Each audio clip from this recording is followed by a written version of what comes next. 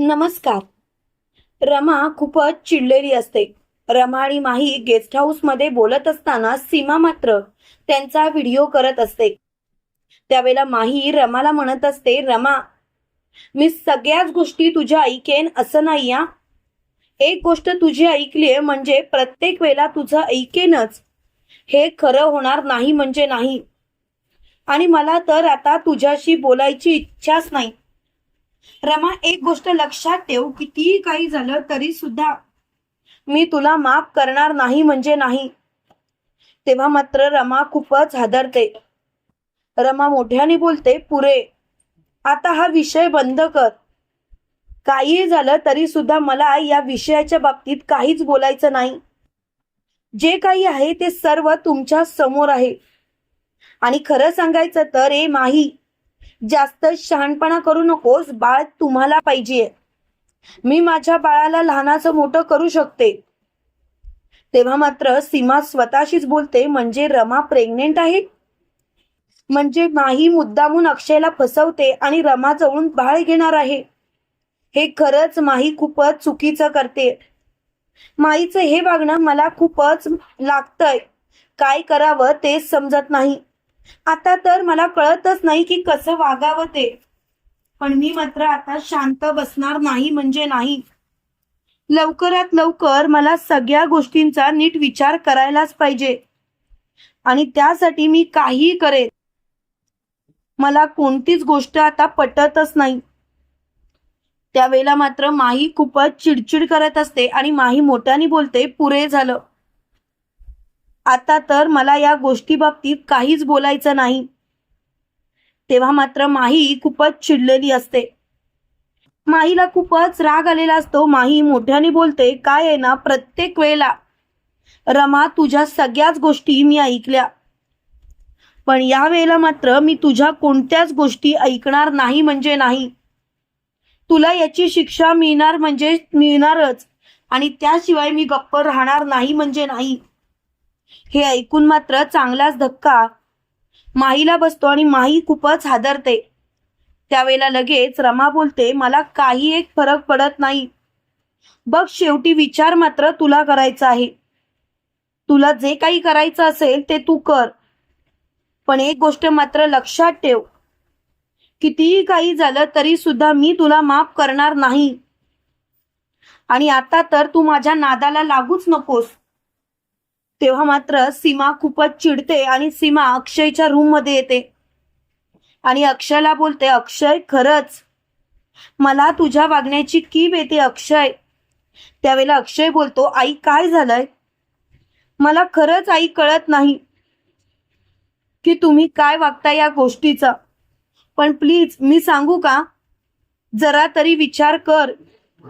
जे काही वागणं आहे ते सोपं कर आणि प्लीज या गोष्टीचा जर का विचार केलात तर सगळं काही नीटच होईल असं मला वाटतंय. प्लीज प्लीज समजून घे.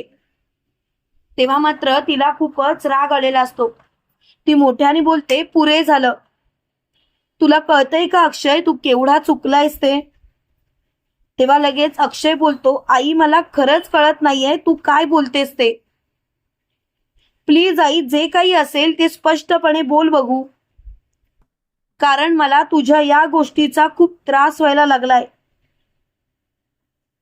तुझं वागणंच मला कळत नाही आहे आई. त्यावेळेला लगेच सीमा स्वतः जवळचा मोबाईल मधला व्हिडिओ अक्षयला दाखवते आणि अक्षयला म्हणते, बघ अक्षय, बघ, ज्या मुलीला तू आपल्या घरात माही म्हणून, रमा म्हणून आणलंयस, ती ती मुलगी नक्की कोण आहे ते तूच बघ.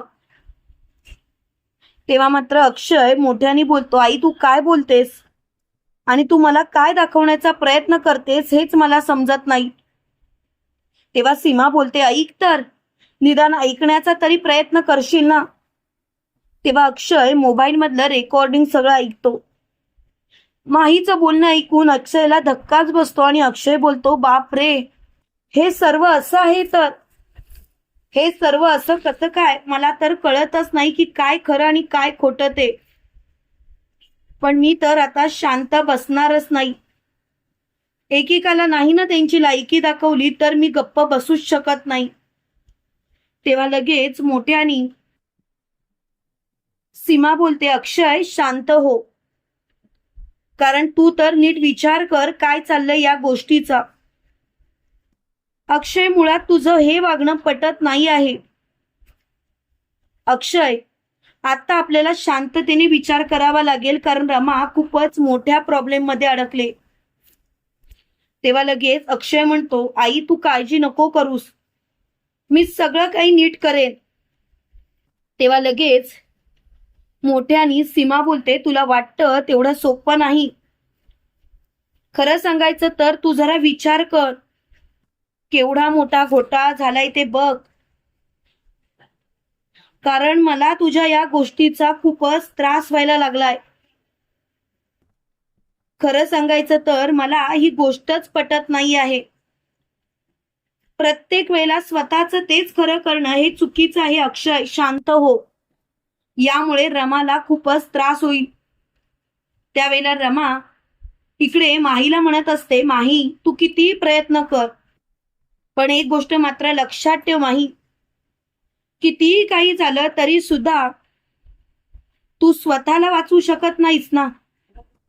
माही तू कितीही प्रयत्न कर तरी सुद्धा एक ना एक दिवस तू तोंडघशी आपटणारच, आणि तू अशी तशी नाही, चांगलीच तोंडघशी आपटणार आहेस. तेव्हा मात्र माही खूपच चिडलेली असते. माही मोठ्याने बोलते, पुरे तू मला काही सांगू नकोस, मी काही तोंडघशी वगैरे आपटत नाही. माझं मी नक्कीच काय करायचं ते बघेन, तू फक्त स्वतःच बघ. तेव्हा लगेच माही असं बोलताच रमा हसते आणि म्हणते, ठीक आहे, मी माझं स्वतःच बघणार आहे. नाहीतरी माझ्यासाठी जास्त इम्पॉर्टंट मीच आहे, आणि मला तर आता स्वतःच बघायचं आहे, तुझं नाही. मला फक्त माझाच विचार करायचा आहे, बाकी कोणाचाही नाही. आणि खरं सांगू का, मला आता या विषयावर बोलायचंच नाही. हा विषय इथल्या इथे थांबला तर बरं होईल. प्लीज, हे सर्व इथल्या इथे थांबलंच पाहिजे. तेव्हा मात्र मोठ्यानी अक्षय बोलतो, पुरे आता विषयच क्लिअर करा. आता मी काय करतो ते आई बघ, तू काळजीच करू नकोस. तेव्हा मात्र सीमा बोलते, अक्षय जे काही करशील ना ते जपून कर, नाहीतर खूपच मोठा घोटाळा होईल. तेव्हा लगेच अक्षय बोलतो, तू नको काळजी करूस, मी आहे ना, मी बघतो काय ते, तुला काळजी करायची गरजच नाही. आणि खरं सांगू का, तू अजिबात कोणत्याच गोष्टीचा विचार करूच नकोस.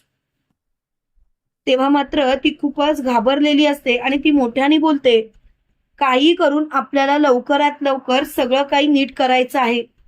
तुम्हाला काय वाटतं मित्रांनो, खरोखर काही झालं तरी अक्षय रमाला पुन्हा एकदा मुकादमांच्या घरात आणेल का? कमेंट करून नक्की कळवा. आणि असेच मालिकेंचे नवनवीन अपडेट पाहण्यासाठी व्हिडिओला लाईक आणि चॅनलला सबस्क्राईब करायला विसरू नका. थँक्यू.